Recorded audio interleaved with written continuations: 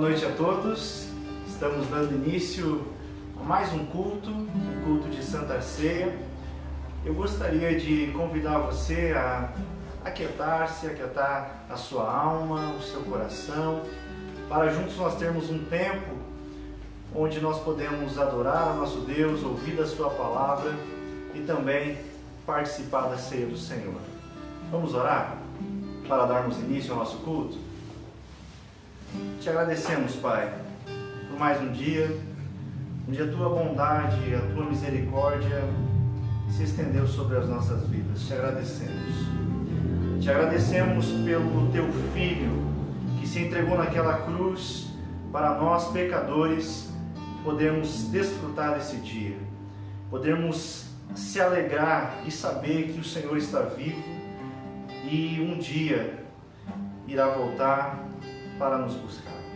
Nos alegramos nessa verdade e te pedimos que essa noite o Seu Espírito Santo toque o nosso coração, o nosso entendimento e que nós possamos nos alegrar em Ti, confiar em Ti, na Tua santa palavra.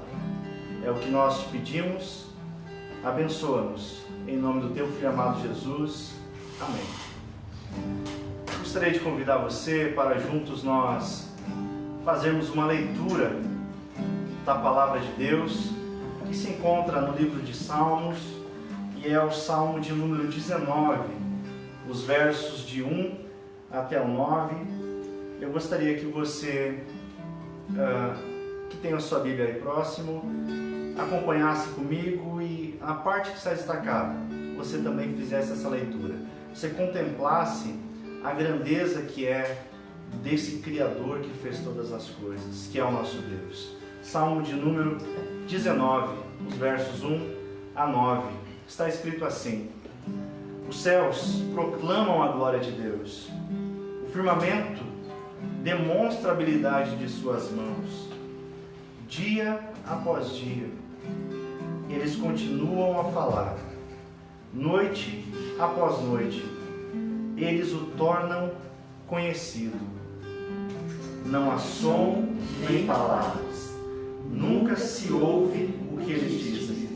Sua mensagem, porém, chegou a toda a terra e suas palavras aos confins do mundo. Deus preparou no céu uma morada para o sol. Dele o sol irrompe como noivo depois do casamento. Alegra-se como um valente guerreiro em seu caminho. O sol nasce numa extremidade do céu e realiza seu trajeto até a outra extremidade. Nada pode se esconder de seu calor. A lei do Senhor é perfeita e revigora a alma. Os decretos do Senhor são dignos de confiança e dão sabedoria aos ingênuos. Os preceitos do Senhor são justos e alegram o coração. Os mandamentos do Senhor são límpidos e iluminam a vida. O temor do Senhor é puro e dura para sempre.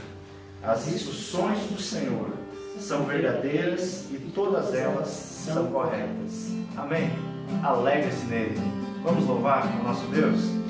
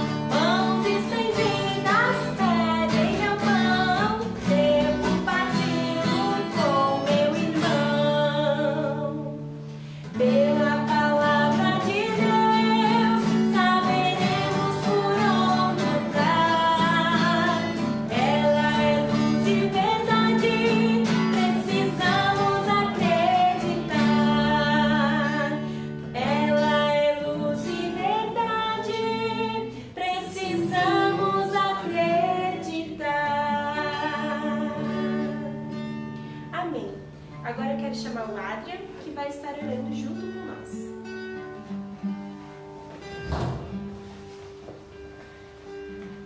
Convido você a fazer essa oração junto comigo.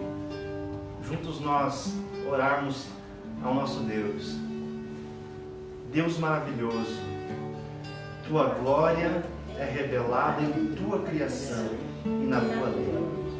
E teu amor é revelado em Jesus Cristo, o Verbo feito carne. Tu nos libertastes do pecado e da morte. Tu nos deste sabedoria e alegria. Agora, pelo poder do teu Espírito, torna nossas palavras e pensamentos dignas ofertas de louvor. Nós oramos em nome de Jesus. Amém. Vamos ouvir a palavra de Deus.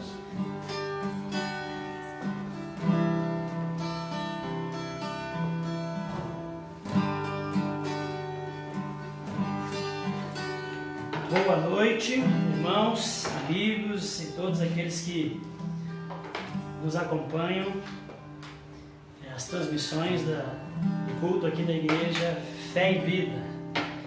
Sei que não são só pessoas aqui de Passo Fundo, também temos amigos e familiares e pessoas que nos acompanham de outras cidades. Todos são bem-vindos, né, conosco aqui nesse culto. E eu quero convidar você para fazermos mais uma oração, né, para aquietarmos o nosso coração, livrarmos da tentação de nos desviarmos desse momento que é um momento de reflexão e estudo na palavra. Então eu queria pedir a você que fechasse seus olhos e vamos ter mais um tempo de oração. Pai querido, em tuas mãos está as nossas vidas.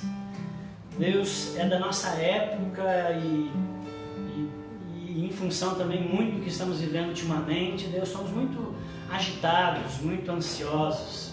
Deus, e essa aceleração interna muitas vezes, Deus, prejudica a capacidade de concentração, a capacidade de percepção. Mas em nome de Jesus eu peço a Ti, Senhor, que, como diz a Tua palavra, Deus, que a nossa mente seja tomada cativa, Deus, à obediência de Cristo. Eu oro a Ti, Deus, para que a palavra do Senhor seja iluminada de tal maneira que todos aqui possam compreender, Deus, aquilo que vai ser ensinado e pregado nessa noite. Deus, que possamos compreender, Deus, e pôr em prática.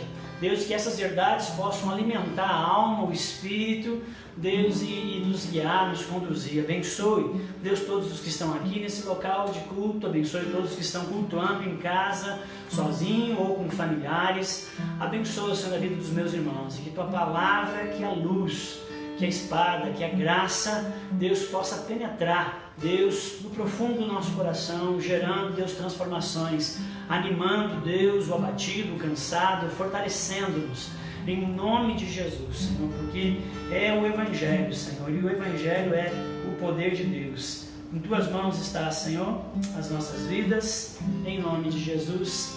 Amém. Amém, meus irmãos queridos. Só um minutinho aqui. Então, nós encerramos uma série de mensagens bem longa no domingo passado e nós vamos começar uma mais curta agora, que vai durar 5 domingos. Eu convido você, vão ser 5 domingos preciosos que você pode nos acompanhar aqui nas transmissões dos cultos da Igreja Fé e Vida, no Instagram ou no Facebook.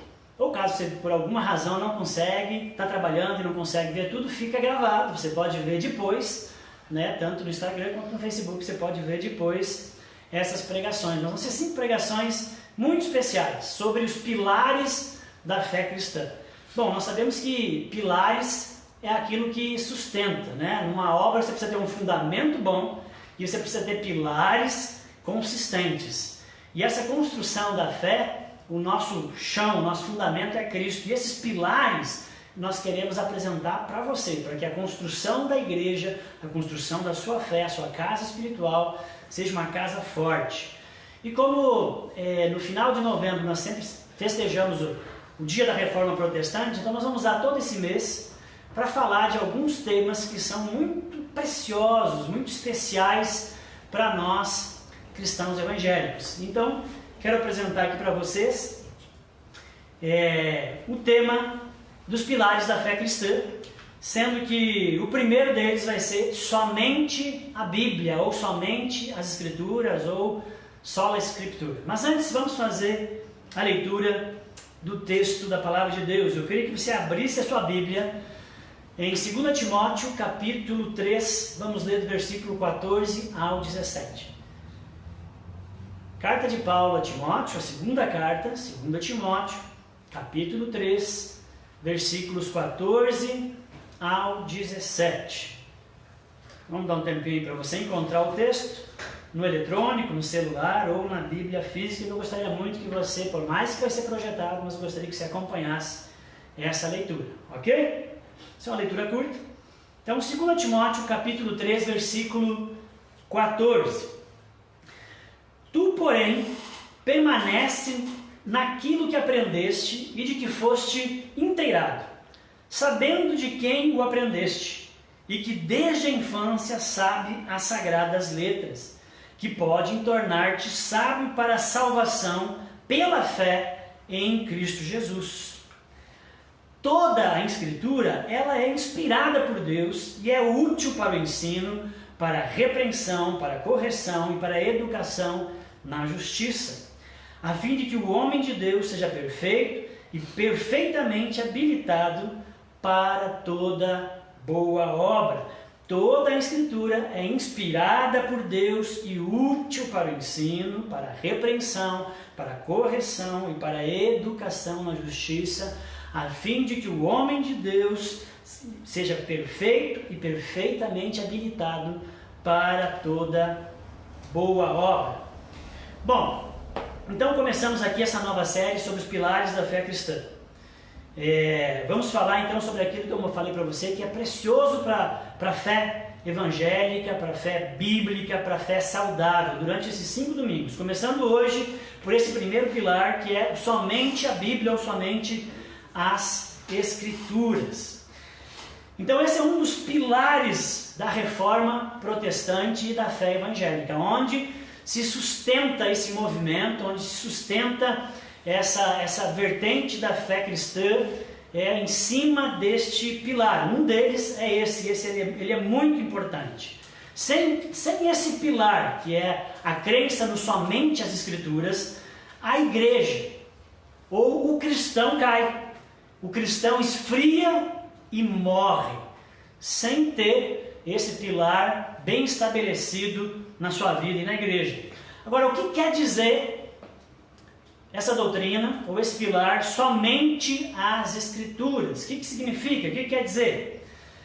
Quer dizer que a Escritura, é isso que nós estamos dizendo, quando nós defendemos o somente a Escritura, quer dizer que a Escritura, ou a Bíblia, é a autoridade final sobre a fé e a prática cristã.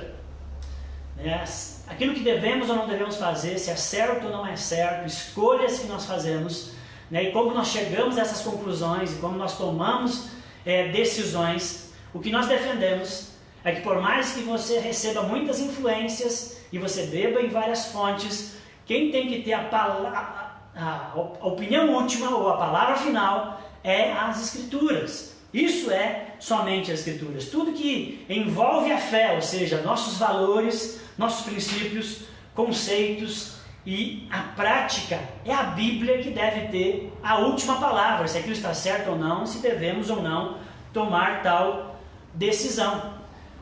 Eu penso assim, eu gosto assim, eu prefiro de tal jeito, eu acho melhor assim.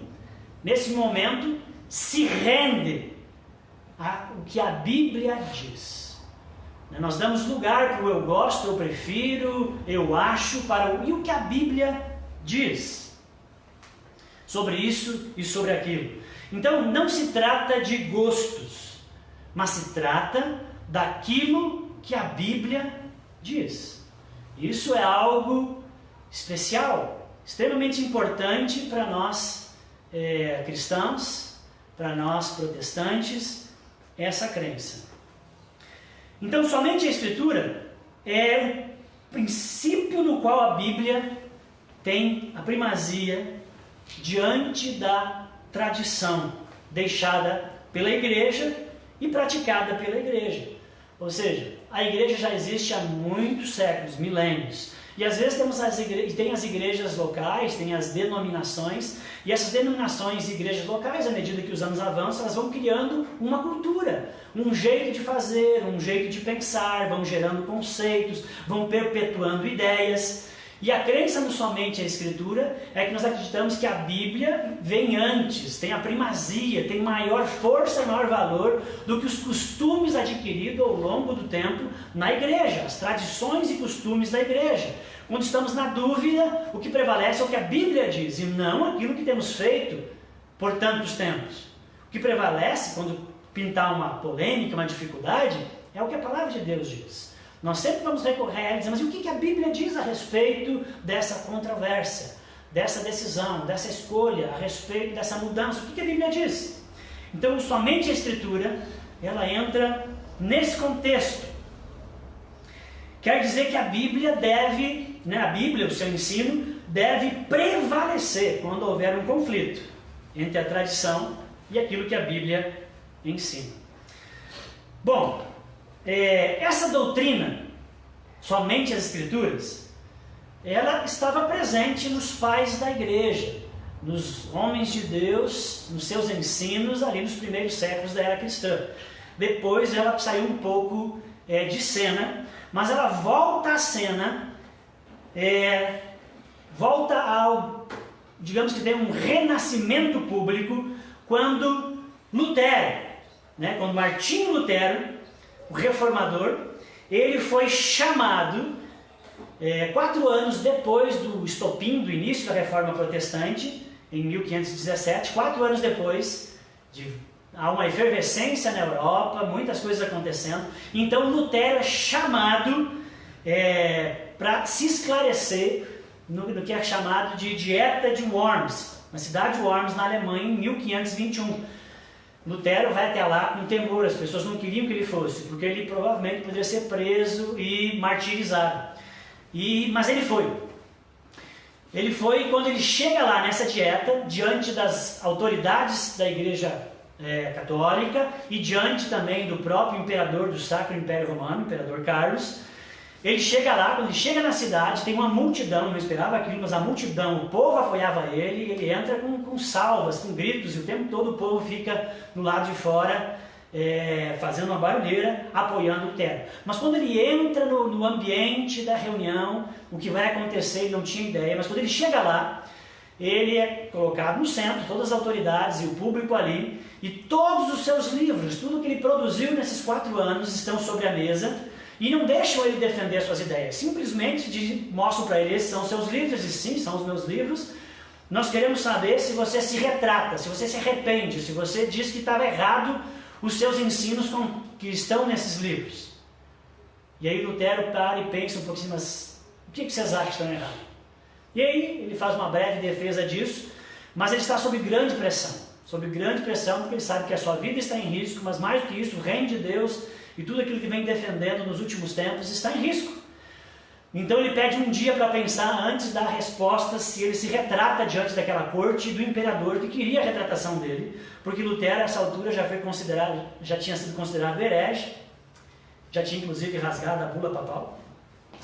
E então ele pede um dia para pensar e orar, e dão a ele esse um dia. No dia seguinte ele volta, e então quando ele volta, ele vai falar essa frase célebre, que nela está essa ideia do somente as Escrituras, e aonde tem esse renascimento, o ressurgimento desse princípio que ele vai defender diante daquela corte, mas era uma ideia que ele já tinha, só que agora ele faz essa defesa dessa ideia no dia seguinte, quando ele volta para dar resposta para os magistrados e inclusive para o imperador. E então Lutero fala para eles: a menos que eu seja convencido pelas Escrituras e pela razão pura, já que não aceito apenas a autoridade do Papa e dos concílios, pois eles se contradizem mutuamente, minha consciência é cativa da palavra de Deus. Eu não posso e não vou me retratar de nada, pois não é seguro e nem certo ir contra a consciência. Deus me ajude. Amém. Com essa frase e essa declaração, deu uma balbúrdia na reunião. Lutero sai de cena, ele tinha um salvo-conduto, deixaram ele embora, né? Mas os seus amigos então o sequestram, o escondem, porque provavelmente ele seria assassinado, então o escondem por meses e a reforma segue. Mas dessa frase, desse ambiente, nesse contexto, é que de maneira pública ressurge essa ideia do somente as Escrituras. Lutero via na igreja, na única igreja que existia, Lutero via na igreja conflitos de ideias, conflitos de ensinos, entre aquilo que os papas ensinavam e aquilo que os concílios muitas vezes diziam. Os concílios se reuniam e falavam uma coisa, depois os papas diziam outras coisas que contradiziam o Papa e os concílios. E às vezes o concílio e o Papa contradizia a própria Escritura. Então Lutero via ali muita incoerência e um problema muito sério nessas controvérsias que existia. E então ele via que a conta não fechava dos ensinos de papas, concílios e a palavra de Deus. A conta não fechava. Os papas iam para um lado, os concílios iam para o outro, que se distanciavam da palavra de Deus. Ele estava vendo que a tradição da igreja, aquilo que a igreja formulou, todos os ensinos, encíclicas, bulas, papais, tudo que a igreja tinha de costume, de dogmas, ou seja, o ensino humano, acabava prevalecendo sobre o ensino divino, sobre a revelação contida na palavra de Deus.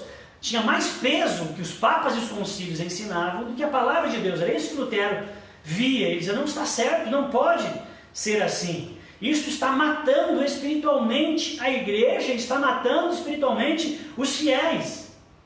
Então Lutero luta para que a igreja retorne para a centralidade da palavra de Deus. Ele nunca quis começar uma nova igreja. Ele nunca quis começar uma nova religião. Ele não aceitou, quando começou a chamar-se o movimento que começou a partir dele e as pessoas que o seguiam de luteranos. Ele abominou essa ideia, ele nem gostou disso, ele não queria isso. Ele só queria que a igreja voltasse para o caminho certo. O caminho da submissão à palavra de Deus. E por isso que ele vai dizer que ele não iria se retratar, a menos que o imperador e todos os bispos e lideranças que estavam ali mostrassem que pela Bíblia que ele estava errado. Se pela Bíblia mostrasse que ele estava errado, então ele iria se retratar. E ele botou a palavra de Deus como autoridade última. Né? É isso que ele fez. Sua tese era que somente as Escrituras deveriam ser a autoridade final sobre a fé e sobre as práticas da fé, os desdobramentos daquilo que nós confessamos e cremos. A Escritura deveria ser a palavra final, é ela que passa a régua, é ela que diz o sim e o amém. E era isso que ele lutava. Ele defendia que nada mais poderia ter um peso maior do que as Escrituras. A ideia não era nova, como eu falei. Os pais da igreja tinham essa ideia, depois some, né? E diz somente a Escritura. Não, que a Escritura não era importante, mas somente essa ideia some. E alguns pré-reformadores também defendiam essa ideia. Por exemplo, 100 anos antes de Lutero, em 1400, 100 anos antes, John Huss, um pré-reformador, ele morreu martirizado porque ele também se levantou contra a sua igreja dizendo, olha, está errado, né? A palavra de Deus é que precisa ser o centro, nós temos que nos guiar por ela, né? Ela que tem que ser a regra de fé e prática. John Huss morreu por causa disso. 100 anos depois, Lutero volta com força com essa mesma tese. Irmãos, o que afirmamos? O que afirmamos quando confessamos somente a Escritura? Nós protestantes, nós evangélicos, olhamos para a Bíblia e defendemos esse pilar. Defendemos somente as Escrituras. Se você não defende isso, então você não é um protestante, você não é evangélico. Mas nós evangélicos defendemos, isso é precioso para nós. Mas o que nós estamos confessando quando nós dizemos que nós acreditamos no somente as Escrituras, somente a Bíblia, sola Escritura, do latim? Nós declaramos pelo menos 4 verdades que seguimos, que são muito especiais para nós. Pelo menos 4 verdades estão embutidas nessa declaração e nessa doutrina do somente as Escrituras. A primeira dela, ao declarar o somente as Escrituras, nós afirmamos que a palavra de Deus, a Bíblia, ela é a vox Dei. Ou seja, a Bíblia é a voz de Deus. Ou a Bíblia é a palavra de Deus, não de homens. Ela é a vox Dei. Quando você lê a Bíblia, quando você lê um texto da Bíblia, quando você lê alguns versículos, quando você lê um capítulo da Bíblia, é o próprio Deus que está falando com você. Olha que fantástico! Eu tenho uma história para contar aqui. E quando eu cheguei à fé, eu não era de fazer parte de uma igreja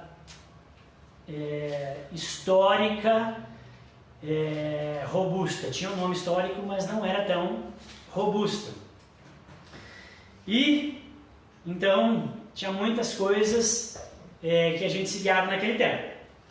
E eu tinha um amigo, a gente conversava, então tinha muita profecia, a gente ia nos cultos, tinha as profecias e tal, e eu cresci naquele contexto e eu anotava. Eu tenho a Bíblia ainda onde eu anotei. Eu anotava lá, primeira vez que Deus falou comigo através de uma profecia, dia tal.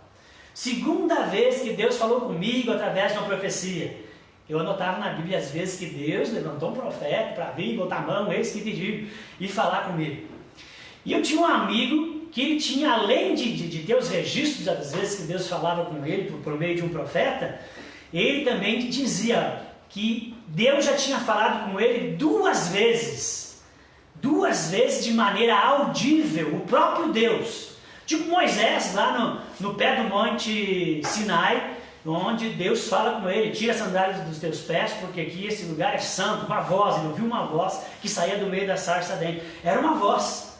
E esse meu amigo dizia, Deus falou já comigo 2 vezes de maneira audível. Eu dizia, uau, será que Deus um dia vai falar comigo de maneira audível? Marcelo, né? E eu tinha aquilo para mim, porque aquilo eram valores importantes para mim, na época. E esses tempos atrás, não faz muito, eu ouvi uma postagem muito legal do reverendo Nicodemos. Sensacional essa postagem. Ele diz o seguinte nessa postagem: quer ouvir a voz de Deus? Leia a Bíblia. Quer ouvir a voz de Deus de maneira audível? Leia a Bíblia em voz alta. Eu achei fantástico, porque é bem isso. E eu fiquei esperando o dia que eu iria anotar que Deus falou comigo de maneira audível. Mas Deus fala conosco toda vez que nós lemos a palavra de Deus. Olha que coisa fantástica! A palavra de Deus é a vox Dei, é a voz de Deus. Mas Marcelo, toda ela é a voz de Deus? Ou é algumas partes que é a voz de Deus? Olha, 2 Timóteo 3,16, que está ali projetado, é o texto que nós demos no início aqui da pregação, diz: toda a Escritura é inspirada por Deus. Toda a Escritura é a voz de Deus. A Bíblia não contém a palavra de Deus, como que era a ideia dos liberais. Os liberais começaram a deixar de crer no somente as Escrituras, teologia liberal, que começou a enfraquecer a fé cristã, que está presente em muitos círculos por aí, infelizmente, que acaba com as igrejas e com a fé. Os liberais começaram a ensinar que a Bíblia toda não é a palavra de Deus, mas dentro dela está a palavra de Deus. Então você tinha que descobrir o que é a voz de Deus e o que não é a voz de Deus. E isso ficava o julgamento do homem, né? E aí é um caos isso. Não acredito que a Bíblia contém a palavra de Deus, como alguns defendem.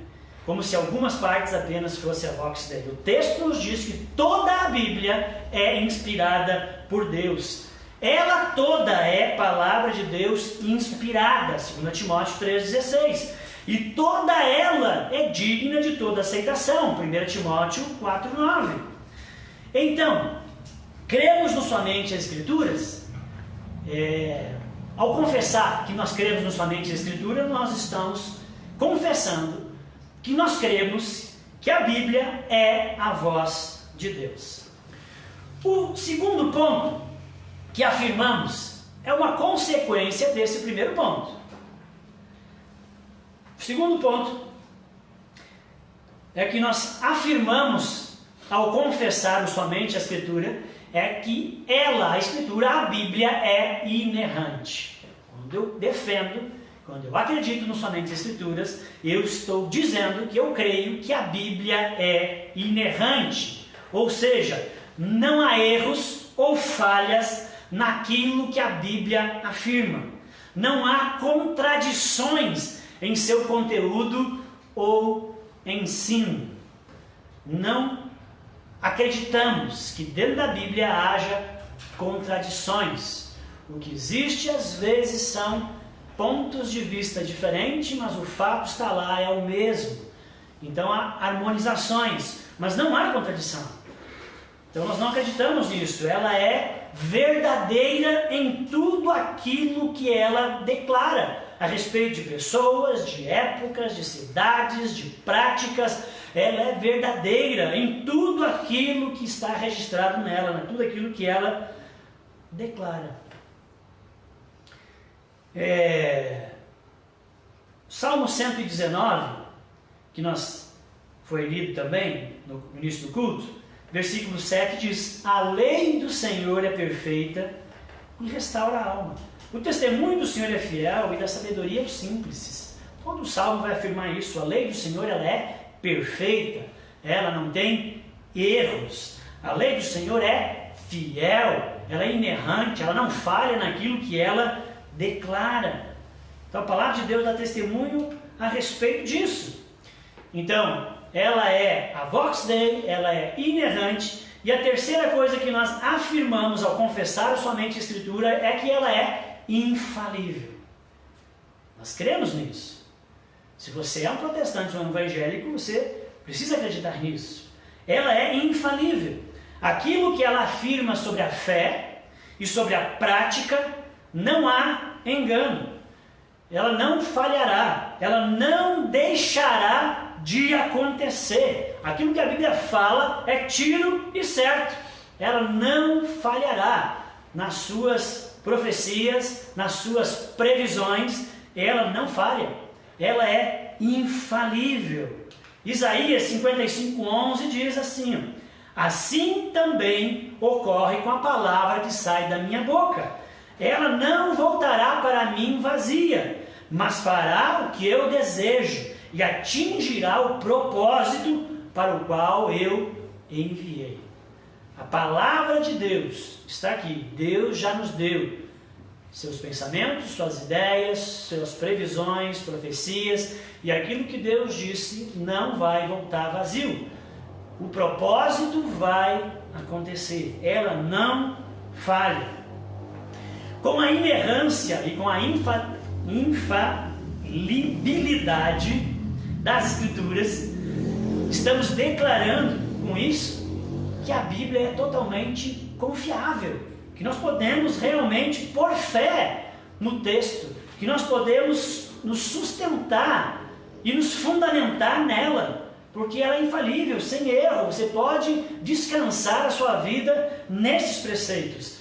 Tenha certeza que a sua casa não vai cair, porque ela está sobre a rocha, que é a palavra de Deus, que não erra, e que não falha, e que não vai voltar vazia. Então a Bíblia é confiável plenamente. E a quarta coisa que nós defendemos ao confessar somente a Escritura é a livre interpretação. A livre interpretação dela. Isso diz respeito a quem tem o direito e a responsabilidade de lê-la e interpretá-la.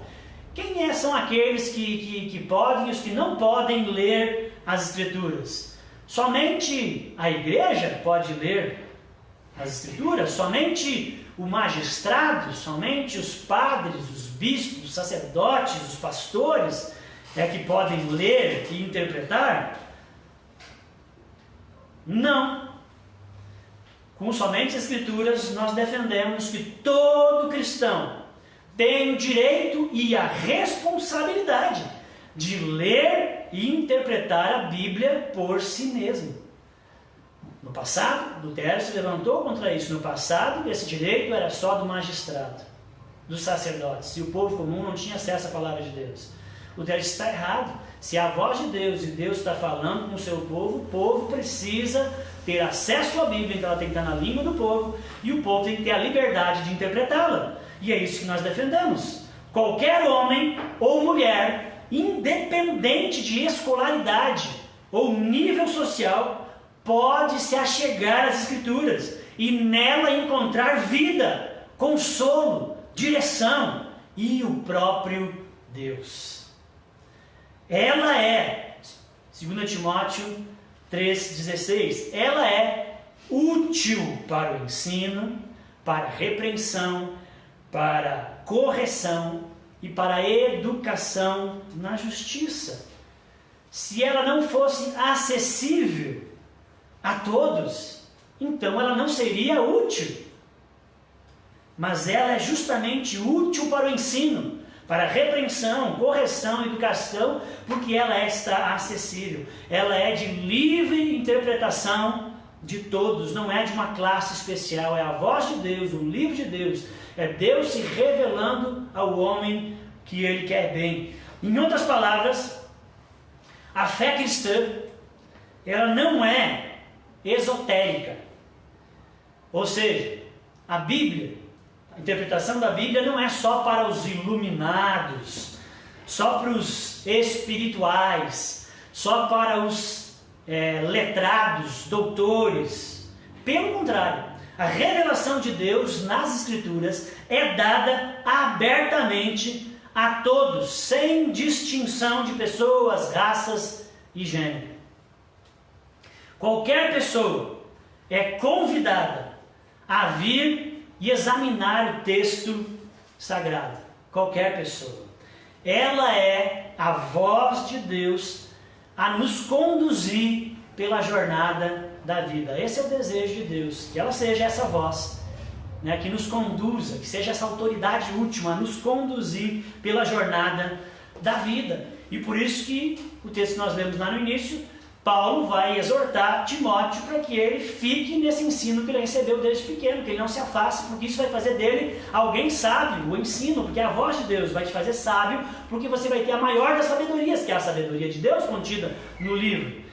Então, no versículo 17, Paulo fala para Timóteo, a fim de que, depois de dizer o que ela é, e a inspiração, e por que ela é importante, Paulo vai dizer, a fim de que o homem de Deus seja perfeito e perfeitamente habilitado para todas as obras que nós temos para realizar. A Bíblia nos prepara para o que deve para toda boa obra. Ok, mas atenção aí que eu quero também aqui fazer uma janela, né, para a gente levar esse negócio também com seriedade, da livre interpretação. Todos têm o direito, por si mesmo, de interpretar o texto da Bíblia. Todos nós temos, nós defendemos isso. Mas nós não temos o direito de interpretar de maneira a distorcer o texto conforme os nossos caprichos e preconceitos. Todos nós temos o direito e podemos interpretar, mas não temos o direito de adulterar, de corromper e de distorcer o texto. Isso nós não temos. Ela está acessível a todos, mas você se torna responsável pela interpretação do texto bíblico. Está acessível a todos, mas você se torna responsável. E essa foi uma das lutas de Lutero também, uma das suas bandeiras, uma das coisas que ele lutou na época, em 1500 e pouco. Porque a maneira que a igreja e os seus sacerdotes tradicionalmente interpretavam os textos da Bíblia era o chamado método quádrigo alegórico. Os sacerdotes e a igreja ensinavam seus sacerdotes que quando eles chegassem no texto, eles precisavam praticar um determinado método, chamado método quádrigo alegórico. Ou seja, você lê o texto, esse método era quádrigo porque tem 4 etapas. Você chega no texto e na primeira leitura você vai tentar ter um entendimento literal do que está acontecendo. Do que se trata aqui? Um entendimento literal. Numa segunda leitura você vai procurar um entendimento ético. Qual é que é a moral? Qual é que é o princípio ético que eu preciso extrair desse texto e aplicar na minha vida? Numa terceira leitura, como se fosse uma cebola a Bíblia, você está descascando. Numa terceira você vai procurar agora um sentido místico, transcendente no texto. E para então chegar no quarto e derradeiro, o entendimento alegórico. O que não está explícito no texto, mas está nas entrelinhas, o que e aí abria para especulações e coisas mirabolantes, mas era isso.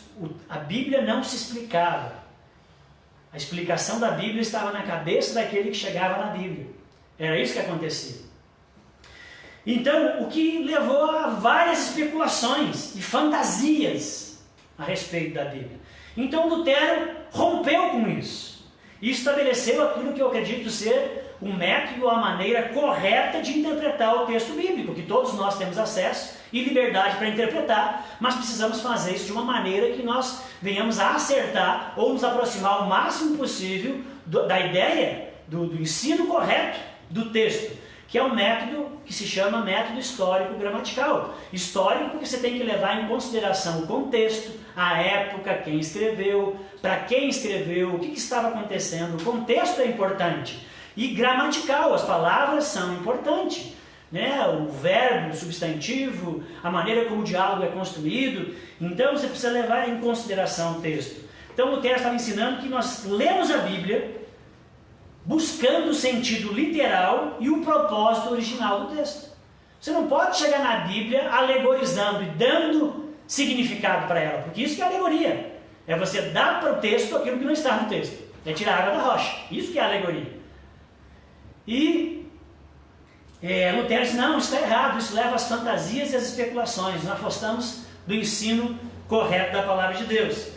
Então você vai buscar, sim, o sentido literal do texto e o propósito original. O autor, quando Moisés escreveu, quando Lucas escreveu, quando Davi escreveu, quando Osés escreveu, quando Paulo escreveu, ele escreveu especificamente para um público e ele queria que aquele público tivesse um determinado tipo de pensamento e reação. E você tem que entender no texto isso. Qual era o propósito e o sentido original para aqueles leitores? Só depois de entender o sentido original, você vai então partir para as aplicações para a nossa época, tendo em vista esse propósito original, sem abandoná-lo e depois querer aplicar de uma maneira que não tem nada a ver. Então isso é ser fiel às Escrituras, isso é ser fiel ao tema, ao propósito daquilo que foi escrito. E Lutero fez essa reforma aí também a respeito da maneira como nós chegamos no texto. Agora, ok, é verdade que existem algumas passagens bíblicas que são difíceis. Eu não sou um PhD, eu não sou um mestre de Bíblia, eu leio ela há bastante tempo, às vezes as pessoas acham que eu sabem que eu sei muito, e quanto mais eu chego nela, eu acho que eu sei cada vez menos, parece que eu estou desaprendendo. Eu não sou um grande mestre, mas para algumas pessoas acho que eu sei. E eu acho ainda vários textos da Bíblia difíceis. Então é verdade que tem algumas passagens que são difíceis. E é por isso justamente que nós precisamos da igreja. E é justamente por isso que nós precisamos de mestres, de líderes, de pastores, de concordâncias bíblicas, para nos ajudar naquelas passagens que são mais difíceis a chegar ao entendimento correto, porque se eu chegar ao entendimento errado, eu me torno responsável pelo entendimento errado. Então, nessas passagens que são mais difíceis, a gente precisa da ajuda dos irmãos. Mas o ponto que somente a Escritura defende é que a mensagem básica, aquilo que toda pessoa precisa saber, ela está clara, está nítida. para qualquer um que se aproxima da Bíblia para estudá-la e lê-la. O básico que todos nós precisamos saber está claro. Logo, se está acessível, está claro e é permitido que todos nós nos achegamos à Bíblia para estudá-la e interpretá-la com responsabilidade, então, meu irmão, meu amigo, nós devemos ler e estudar a Vox Dei, a Palavra de Deus, com devoção, porque é um livro sagrado, é um livro especial, é Deus falando comigo. Então eu preciso me aproximar dela com temor e com devoção e com dedicação. É a Palavra de Deus. Rejeitá-la é rejeitar o próprio Deus. Negligenciá-la é negligenciar o próprio Deus. Bom, esses são os 4 pontos que afirmamos quando confessamos o somente as Escrituras. Confessamos que a Bíblia é a voz de Deus, confessamos que ela é inerrante, infalível e de livre interpretação. Defendemos isso, não abrimos mão disso, acreditamos realmente nesses valores que estão no somente as Escrituras. Mas, irmão, caminhando para o fim, ainda há uma coisa importante que eu preciso dizer para vocês. Há uma controvérsia ou um conflito antigo, mas que ainda é presente dentro desse pilar, dessa doutrina do somente as Escrituras. Essa controvérsia está no somente. A doutrina é somente as Escrituras. Depois nós vamos ver o somente Cristo, somente a graça, somente a fé. No que diz respeito ao somente a Escritura, a controvérsia, o conflito está no somente. A disputa, essa disputa, por assim dizer, começou lá no século XVI, quando Lutero fez renascer essa doutrina tão preciosa e importante para nós. Essa disputa se prolonga desde aquela época até os dias de hoje. É uma disputa dentro do cristianismo, entre aqueles que são de fé católica ou do catolicismo e aqueles que são de fé protestante. Se de fato a Bíblia era a única fonte de autoridade e revelação de Deus aos homens. A Bíblia é a única fonte, ou a única como autoridade final, que os protestantes estavam dizendo. Vocês estão fazendo errado e a Bíblia precisa ser a única, a última. Não a única, mas a palavra final. Tanto quanto a isso, então o problema estava a questão do somente. Tanto católicos quanto protestantes, isso até hoje é assim, creem em 2 fontes de revelação bíblica de Deus aos homens. Quando Deus quis se mostrar, quando Deus quis dizer para o homem, eu sou Deus e eu sou assim. Quando Deus quis se revelar ao homem, Ele usou 2 fontes. Tanto católicos quanto protestantes defendem essa ideia. Não há divergência aqui. Que é a natureza e as Escrituras. Nós entendemos, cantamos canções aqui durante o culto, que os céus proclamam a sua glória. Nós entendemos que a criação revela a Deus. Ao olhar para a perfeição, para a beleza, para a diversidade, para a complexidade que existe nos sistemas e em toda a criação, nós percebemos que atrás dessa criação existe um projetista, existe alguém que a fez. Então nós acreditamos que a criação fala a respeito da existência de Deus. Deus se revela ao homem por meio da sua criação, é o que Paulo vai falar em Romanos 1, do 18 ao 21.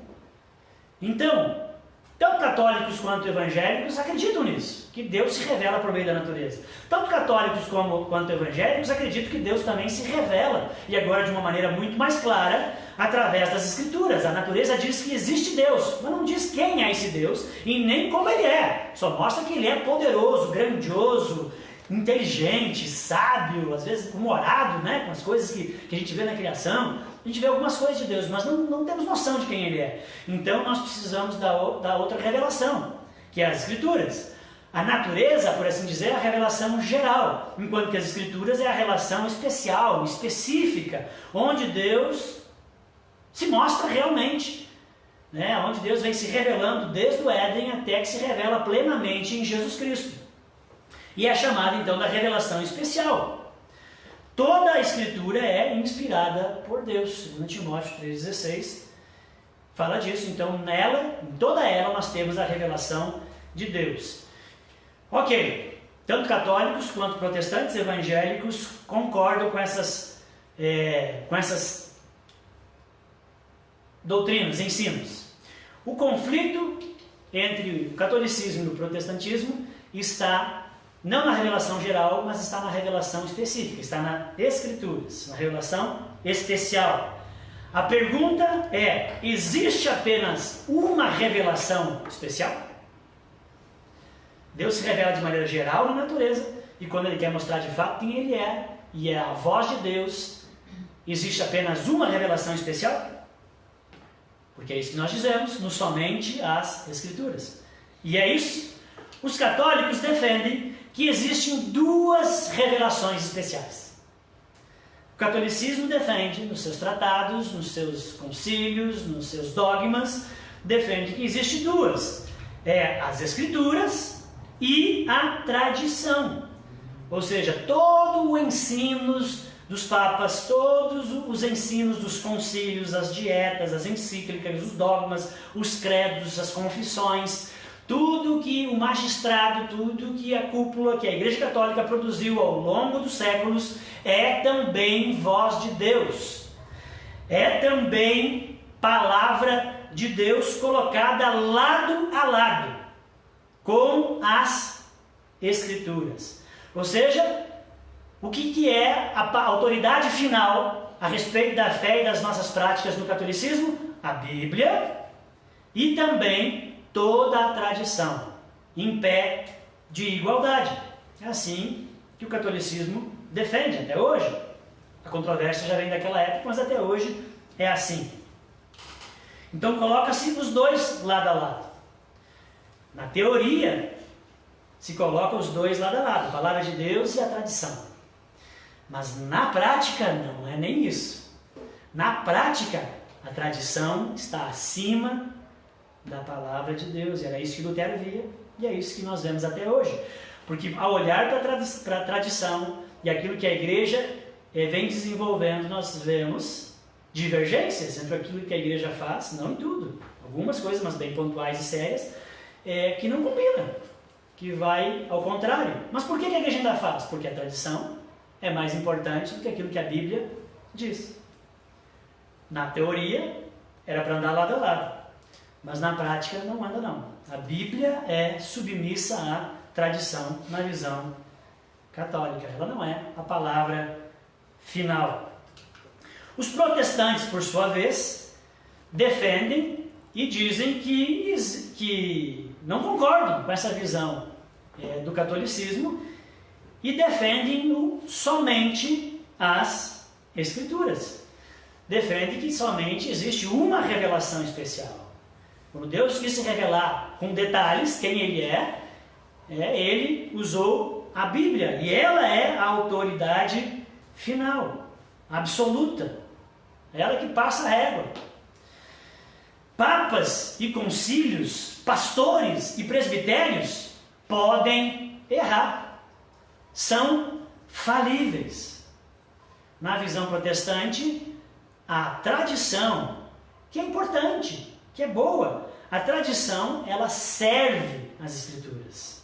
Ela é serva das Escrituras, ela não é dona das Escrituras. Ela é serva, ela se submete às Escrituras. E não as Escrituras se submete à tradição, como é no catolicismo. Ou seja, as tradições são válidas, são boas e importantes, apenas quando são baseadas nas Escrituras. Agora, quando elas entram em divergência com as Escrituras, nós ficamos com as Escrituras e descartamos a tradição. O ensino do fulano de tal, a prática que fulano de tal desenvolveu e que o pessoal tem feito, não combina com a Bíblia, ficamos com a Bíblia e rejeitamos o ensino que é dos homens, da tradição, mas que não combina com a palavra de Deus. É isso que nós acreditamos. Então, em tudo aquilo que a tradição contradiz as Escrituras, nós ficamos com as Escrituras. Nós procuramos nas Escrituras a maneira de agir, de proteger e de proceder corretamente. Porque o homem pode errar, porque a igreja pode errar. Nós somos falíveis, somos seres humanos, pecadores. Abacuque 3:1 diz: aviva, ó Senhor, a tua obra no meio dos anos. Aviva, devido à natureza pecaminosa de todos nós, a nossa tendência é inclinar-se para o mal. Essa é a tendência do homem pecador, é desviar-se do reto caminho. E somente as Escrituras que poderá nos reconduzir para o caminho reto de novo. Se ela não for a palavra última, nós temos o risco de nos afastar, nos desviar e não retornarmos mais para o caminho. Por isso que o profeta diz: aviva-nos, Senhor, porque a gente acaba se afastando. Mas quando nós temos esse lema e esse valor, nós sabemos que as Escrituras podem nos reconduzir de novo. Então, meu amigo, minha irmã, meu querido irmão, membro dessa comunidade, a palavra de Deus, a Bíblia, é a sua melhor amiga. Ela é a sua melhor, disparada e absoluta conselheira. Trate-a bem. Valorize a palavra de Deus. Não é que você não ouve mais nada. Não é isso. Ou não lê mais nada. Nós defendemos somente as Escrituras, ou só as Escrituras. Tem uma linha dentro do protestantismo que defende um... Como é que é o nome?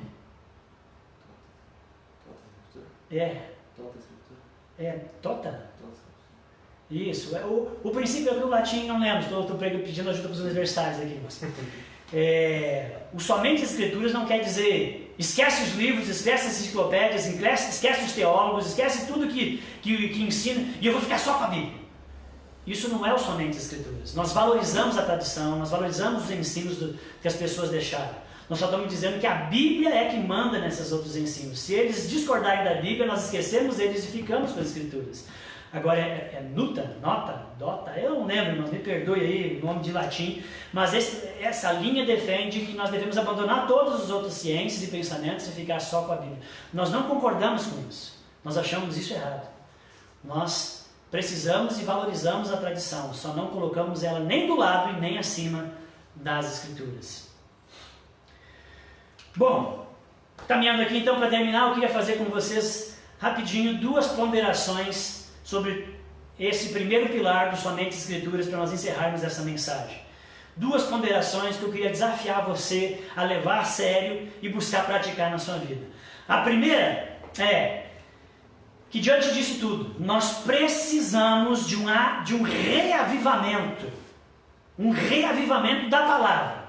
Um reavivamento na letra. Nós precisamos de amor pela Bíblia. Não um reavivamento meramente sentimentalista ou emocional. Porque o que eu mais vejo, gente, infelizmente, é pessoas buscando emoções nas igrejas e na sua vida espiritual. As pessoas estão atrás de emoções.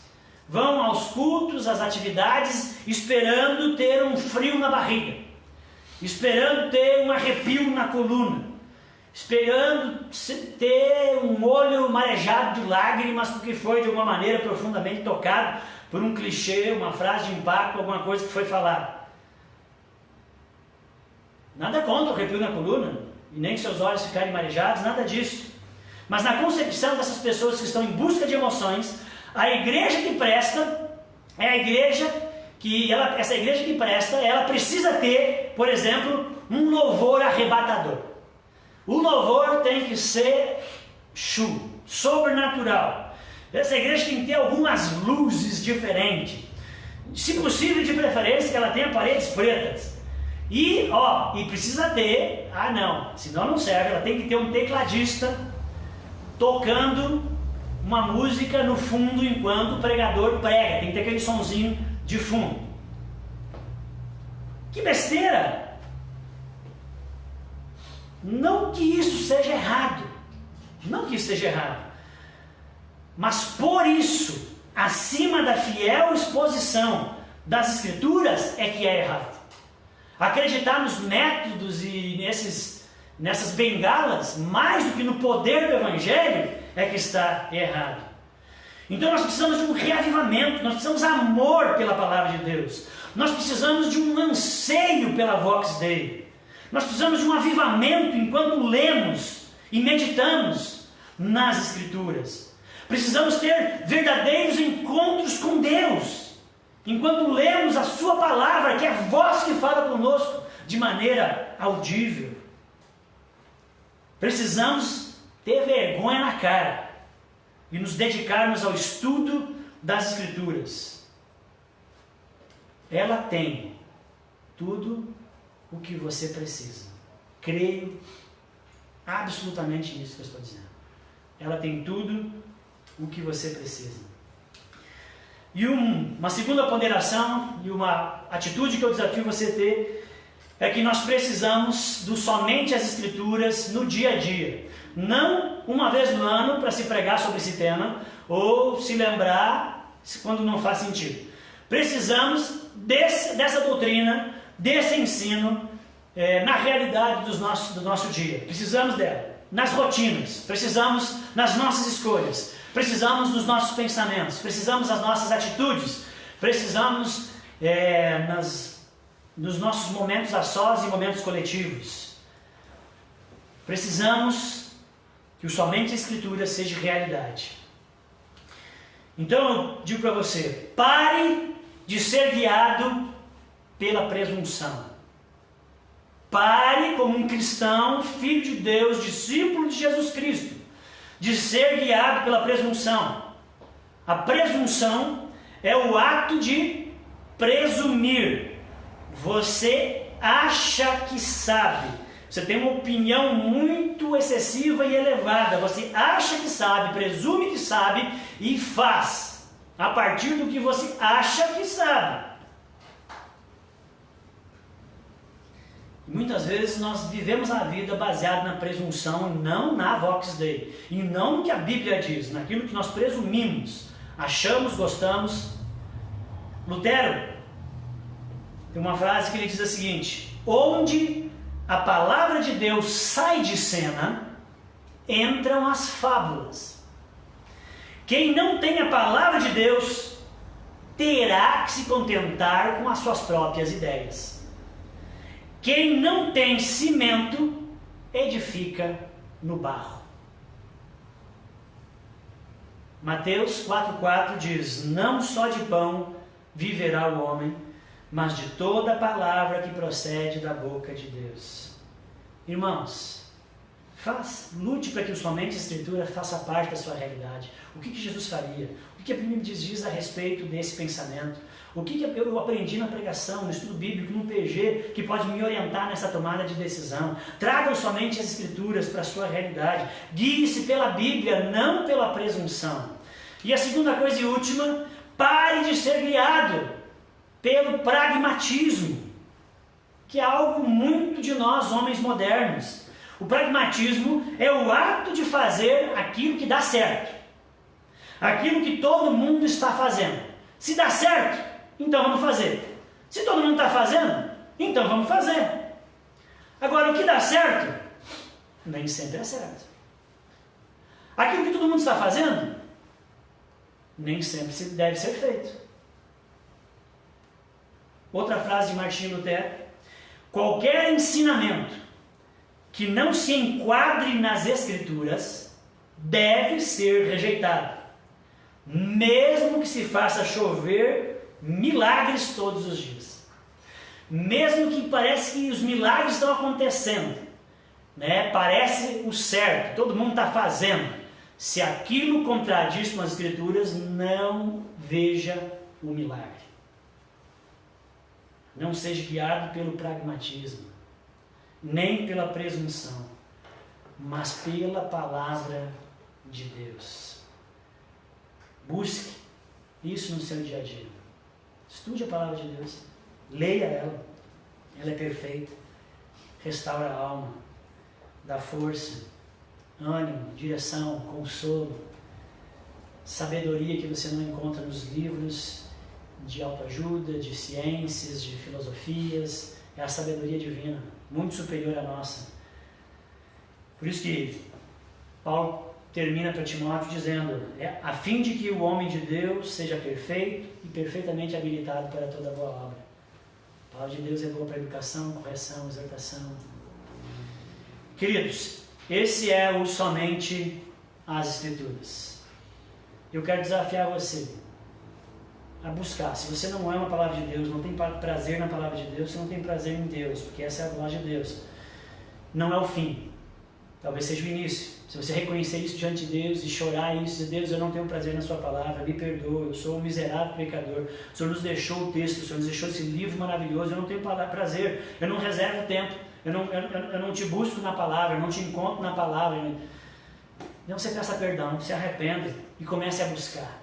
Muitas coisas na nossa vida partem do dever para o prazer. Não espere ter prazer para fazer. Vá no dever. E do dever vai vir o prazer. Ok? Somente as Escrituras. Que Deus nos reavive, nos dê prazer, que a nossa experiência seja a experiência daqueles 2 discípulos que andavam em direção a Emaús e Jesus apareceu para eles e Jesus falou com eles. Jesus é a voz de Deus, Jesus estava falando com eles. Depois que Jesus sumiu, eles falaram, por acaso não nos ardia o coração quando eles nos expunham as Escrituras? Que essa seja a nossa experiência também, de um ardor no coração ao entrar em contato com a palavra, com o texto, com as Sagradas Escrituras. Amém? Vamos orar? Senhor meu Deus querido, eu quero colocar diante do Senhor as nossas vidas e reconhecer que somos pecadores, que estamos muito abaixo, Deus, daquilo que muitas vezes deveríamos estar, mas graças a Ti, a Sua bondade, a Sua misericórdia, Deus, é que nós perseveramos. Ajuda-nos, Senhor, a sermos fiéis a essa doutrina e vivermos essa prática nas nossas vidas. Dá-nos graça de sermos de fato o povo do livro, de sermos homens e mulheres do livro, de nos guiarmos por ele, de estudarmos ele todos os dias um pouquinho, Deus, e buscarmos auxílio, estarmos numa igreja para avançarmos nesse processo de discipulado e conhecimento da Tua Palavra. Pai, em nome de Jesus, todas as mentiras e desculpas caiam hoje e nos ajuda, Senhor, a nos dedicar ao ensino e à prática dessa verdade, em nome de Jesus. Amém. Amém, queridos. Obrigado pela sua paciência conosco até aqui. Semana que vem vamos dar continuidade a essa série. Aí nós vamos ver o segundo pilar importantíssimo, que é o somente Cristo. Ok? Espero você conosco aqui semana que vem. Irmãos, nós queremos agora ter o nosso momento de Santa Ceia. Se Deus quiser e permitir, essa aqui é a nossa última ceia online. Vamos ter, se Deus permitir, continuar assim as coisas. Mês que vem já a nossa ceia também presencial, talvez não para todos, ainda existe aí as impossibilidades de alguns grupos, mas vamos hoje ter agora esse momento de Santa Ceia. Eu quero convidar você a pegar aí o pão, pegar o suco, o vinho e colocar diante de você, porque você vai orar como sacerdote de Deus, você vai consagrar. Não sou eu que vou consagrar, mas você que é sacerdote do Deus Altíssimo vai consagrar esses elementos para nós participarmos da ceia. Você que está em comunhão com o nosso Senhor, que você pertence à igreja e a Jesus, participe de consciência tranquila, ok? Na ceia é o momento que nós recebemos dádiva, não temos nem ideia, talvez no céu a gente vai conseguir ver, Deus vai nos mostrar o que acontece na ceia, mas ela é um veículo de graça, é um meio de graça, de saúde, de restauração, de renovo de aliança, onde nós nos alimentamos de Cristo, e isso faz muita diferença. Então não faça isso de maneira banal, mas com temor de Deus. Não é lanchinho, mas é a ceia do Senhor. Então eu quero convidar você a consagrar os elementos. Então eu convido você para pegar aí o pão, o vinho, e nós agora consagrarmos esses elementos. Você que está em casa sozinho ou com seus familiares, em atitude solene, diante da mesa, da presença de Deus, vamos todos participar da ceia do Senhor. Deus querido, queremos consagrar esses elementos. Está aqui o pão, está aqui, Deus, o suco, o vinho, são os elementos que o Senhor ensinou específico e literalmente para usarmos nessa festa, nesse ritual, nesse momento, naquilo que simboliza e lembra o seu sacrifício na cruz, o seu corpo, o perdão dos pecados, aquilo que o Senhor fez por nós, nos substituindo na cruz, essa obra maravilhosa, a revelação plena do seu amor. Deus, muito obrigado, estamos celebrando e festejando o perdão conquistado na cruz, a vida eterna, a vida nova que o Senhor nos deu. Muito obrigado. Reconhecemos também, Deus, que ainda, Deus, pecamos, que somos errados, brigamos com os filhos, com os amigos, com a esposa, com o esposo, falamos muitas vezes o que não devia, temos atitudes que não são corretas. Deus, somos pecadores, Deus, mas somos pecadores justificados, pecadores resgatados, lavados e comprados pelo Senhor, e é isso que nós estamos reafirmando, Deus, quando participamos da ceia, que nós somos do Senhor, somos pecadores santos, separados, especiais, povo eleito do Senhor. Muito obrigado pelo perdão do pecado, muito obrigado, Senhor, porque todos os meus pecados, Deus, foram perdoados na cruz, e eu te louvo, Senhor, por ter quitado essa dívida.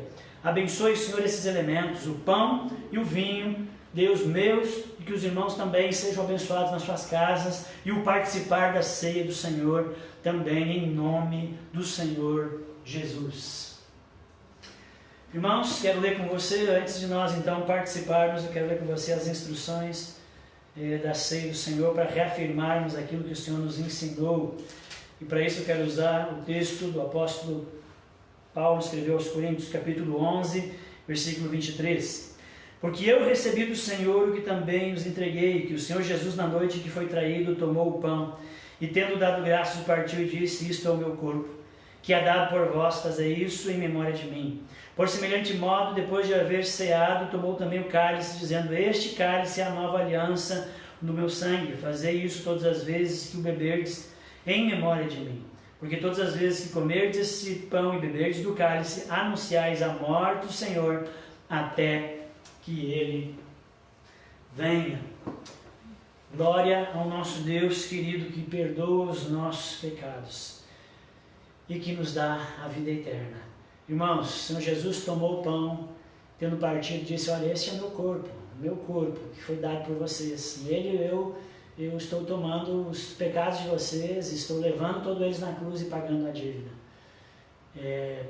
Comamos todos e participamos dessa bênção que o Senhor Jesus estendeu à sua igreja.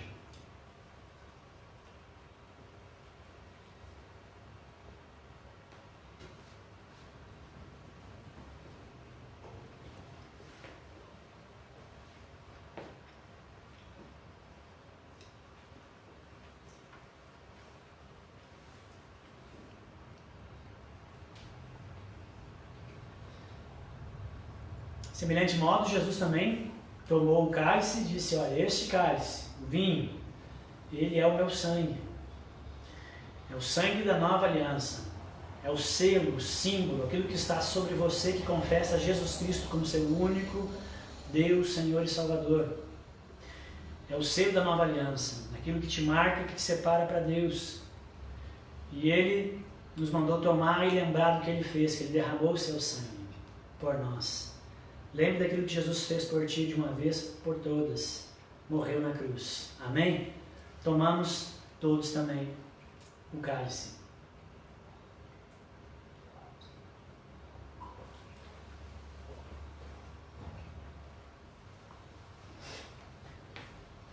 Senhor Deus querido, nós bendizemos o Teu nome por tamanha dádiva, imensa dádiva. Nem temos ideias. Não conseguimos pensar, Deus, o que a grandeza disso, Deus, porque nós não conseguimos medir o quão pecadores nós somos e a quantidade de pecados que carregamos desde o nosso nascimento, e o Senhor foi lá e quitou, o Senhor foi lá e zerou.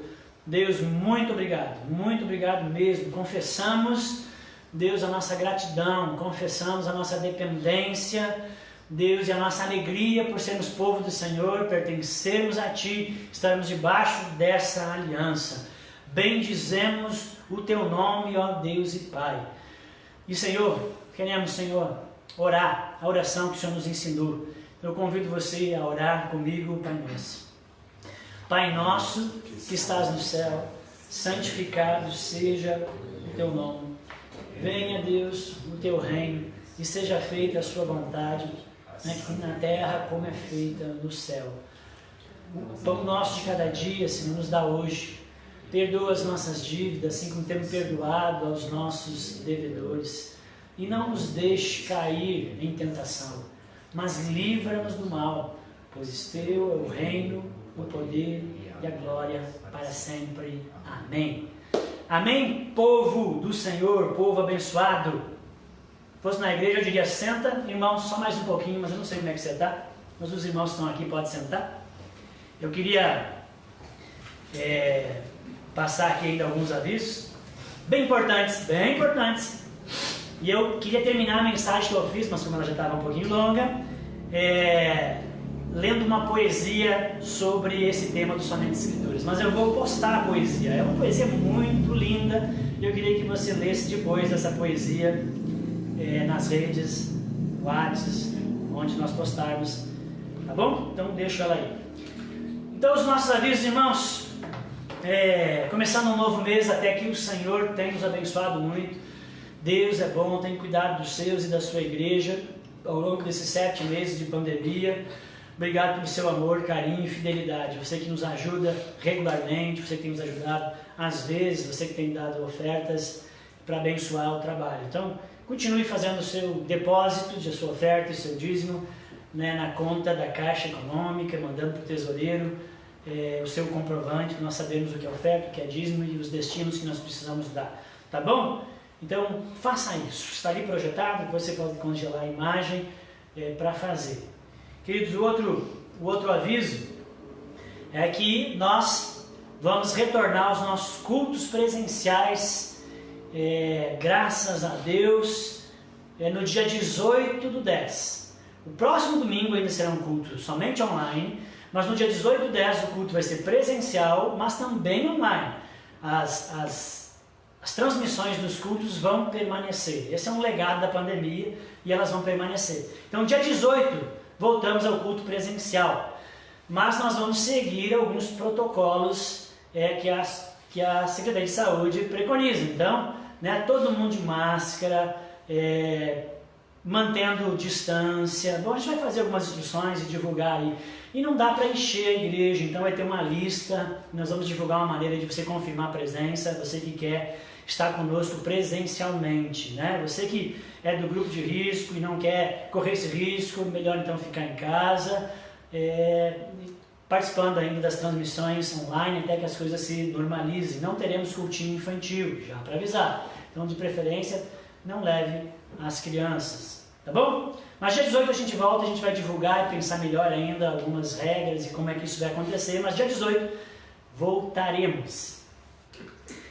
Irmãos, passamos 7 meses de pandemia, coisas aconteceram na sua vida e coisas aconteceram na igreja. E tem coisas que a gente nem tem ideia do que aconteceu ainda.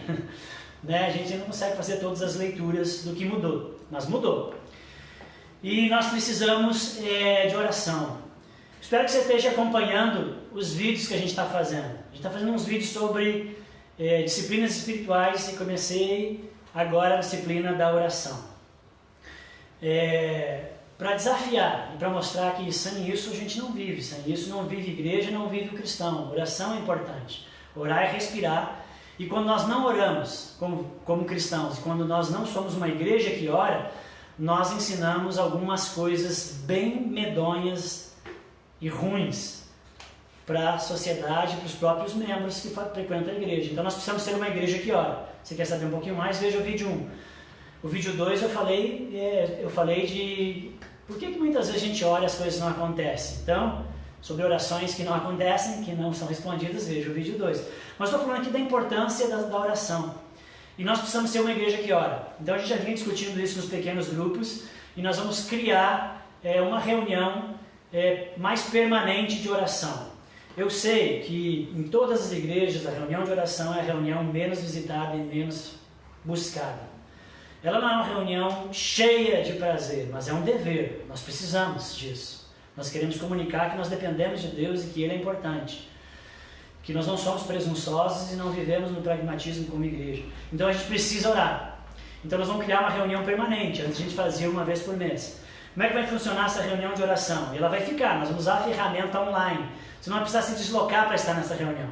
Você só precisa entrar no link e estar conosco e orar. Essa reunião vai durar em torno de 1 hora. Você não precisa participar de 1 hora, mas se o seu coração queima e você pode e quer ficar 1 hora, fique conosco 1 hora. Mas você pode entrar nela 15 minutos, 20 minutos. Você entra e participa das orações e sai. Não precisa dar tchau. Só entra e sai, porque a reunião continua.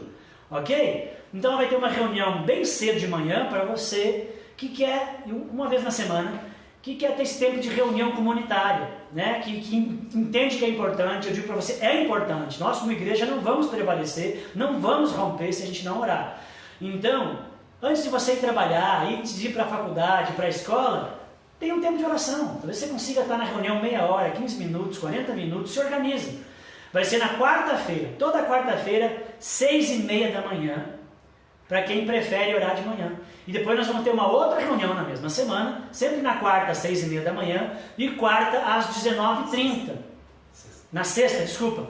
Na quarta às 6h30 da manhã e na sexta às 19h30. Se você quer participar das duas, é bem-vindo. Se você quiser participar de uma só, tranquilo. Se não é sempre que você pode participar, minha carnalidade já está esperando isso, porque até eu mesmo não tenho muita fé que as pessoas queiram participar, porque infelizmente é assim nas igrejas. Mas lá no fundo, bem no fundo, eu espero que Deus mova a fé e vida e os irmãos para que leve isso a sério. Porque a gente depende de Deus, sem Jesus não podemos fazer nada e nós precisamos orar, né? Até para encarar essa nova realidade de vida e de ser igreja pós-pandemia. Então se organiza, é uma vez na semana. Se você conseguir participar todas as semanas, vai ser excelente. Se você não consegue participar todas as semanas, tudo bem, mas é uma questão de se organizar. Quero participar de manhã porque eu funciono melhor de manhã. Então na terça você tem que dormir mais cedo. Se você dormir tarde, não vai participar, você não vai acordar, você não vai estar ali animado. Então dorme mais cedo na terça, levanta, entra no link que nós vamos divulgar. Aí está lá as telas, nós vamos criar algumas dinâmicas e mostrar como é que a coisa funciona, etc. Né? Mas eu não vou conseguir chegar no início, chegar no meio, não tem problema. Não tem problema, é uma reunião de oração que está acontecendo. A gente vai mostrar os motivos de oração. Você entra e ora, à medida que os motivos de oração vão sendo linkados e mostrados para você. E está ali orando, concordando, participando e tendo um tempo com Deus junto com a sua comunidade. Eu funciono mais no final do dia, então, quando eu chegar do trabalho, vou tomar um banho, corro para participar da reunião. Como você achar melhor, tá bom? Quartas e sexta-feiras começamos nessa semana e queremos permanecer com essas reuniões porque são importantes. É uma reunião que precisa existir, mas você não precisa se deslocar até a igreja, se expor ao frio, vento, calor, perigos. Você só entra. Você pode, inclusive, estar no seu carro a caminho do trabalho ou quando estacionou, então você sintoniza, tem um tempo de oração. De muitas maneiras você pode participar, mas é importante. E eu oro para que o Espírito Santo de Deus te convença e que nós possamos ir juntos nessa, que não seja coisa de apenas alguns, ou você achar que é coisa do pastor ou do presbitério. Como igreja nós precisamos orar, tá bom? Então começamos quarta-feira e depois repete na sexta, e assim toda semana, e o link vai ser sempre o mesmo. Você guarda lá o link, mas pouco tempo antes a gente sempre vai divulgar o link, tá bom? Talvez a gente possa criar uma lista de transmissão. E no primeiro momento eu mando para todo mundo e se você não quer ficar nessa lista de transmissão, aí você pede para tirar, sem problema, tá? Mas fica mais fácil a gente divulgar o link e dizer, gente, está começando a reunião, né? Ok. Gente, a Diaconia Social está trabalhando, é um ministério aí de serviço ao socorro e às necessidades dos irmãos dentro da comunidade, cuidar dos primeiros da família da fé. Então, todo mês aí os irmãos têm ajudado, a igreja tem ajudado através do ministério que faz contato, tem ajudado famílias. A gente fez uma prestação de contas mês passado, vamos fazer de novo uma prestação de contas esse mês, mas não vou fazer aqui no culto, vou jogar nas redes e você pode olhar a prestação lá do trabalho que os irmãos desenvolveram. Então, se você precisar de socorro, de ajuda, seja o que for, entre em contato com as lideranças do grupo, que com prazer nós queremos te servir, te socorrer, te ajudar e te amar pelo meio do serviço. Não nos roube esse prazer. Comunique, fale se você estiver passando por necessidade, tá bom? O ministério está aí e queremos socorrer. E se você quiser participar desse ministério, das atividades, entre em contato aí com o Adrian, que lidera o ministério junto com outros irmãos. Seguimos as ministrações, segue o o gabinete pastoral. Provavelmente vou ter que mudar da segunda, talvez para a quarta, vou organizar isso, tá? Porque a segunda-feira o tempo né, até a pandemia começar, é o meu tempo sabático, é o dia de folga pastoral, mas em função da pandemia eu acabei tendo um pouco de outros dias de folga, porque também estou trabalhando no consultório só meio turno. Mas agora parece que daqui a pouco vai voltar o futebol e o pastor aqui precisa desentupir as veias, correr, né? Ter exercício físico, que é importantíssimo, todo o nosso corpo. Então talvez eu mude isso na segunda-feira. Então eu mude da segunda para a quarta. Mas vai continuar o gabinete e eu espero ter encontros com vocês. Isso é importante, tá bom? Se vocês quiserem bater papo, tirar dúvidas, estão aí. Só falar. Tá joia, gente? E é isso. Queremos terminar esse culto fazendo mais uma oração. Querido Deus, muito obrigado, porque o Senhor tem nos socorrido, o Senhor tem nos ajudado e abençoado os lares, as famílias e os irmãos. Obrigado porque o Senhor nos abençoou ao longo de todo esse tempo de pandemia, abençoou os irmãos, livrou do mal, e eu peço que o Senhor continue assim, com a sua mão poderosa, abençoando, consolando e ajudando. Até quando as coisas aparentemente estão ruins, parece que não está dando certo, nós sabemos que o Senhor está por trás, consolando e levantando e dando força. Que assim seja na vida dos irmãos. Obrigado porque nós vamos poder retornar aos cultos, que o Senhor nos faça, nos ajude, Deus, protegendo e abençoando em todas as coisas que precisam acontecer. Dá aos irmãos uma semana abençoada. Deus, dá um arrevivamento da palavra. Deus, e como representantes do Senhor e missionários nessa terra, que possamos viver diante da face do Senhor o sol da Escritura no dia a dia das nossas vidas, com os filhos, com os negócios, com as amizades, com as escolhas. Deus, que nós possamos realmente buscar o que a Bíblia ensina e ela ser a voz que lidera as outras vozes. Ela é a voz que alinha. Pai, em nome de Jesus, abençoa os irmãos para viverem na prática dos seus dias essa verdade para a glória do Teu nome, em nome de Jesus. Amém e amém. Queridos, que a graça do nosso Senhor amado Jesus Cristo, o amor do Pai e a comunhão do Espírito Santo esteja abundantemente sobre a sua vida, tanto que transborde sobre a vida das outras pessoas a partir da sua. Uma abençoada semana a todos vocês e nos vemos aqui domingo que vem e talvez no dia 18 presencialmente, ok? Deus abençoe, tchau, tchau.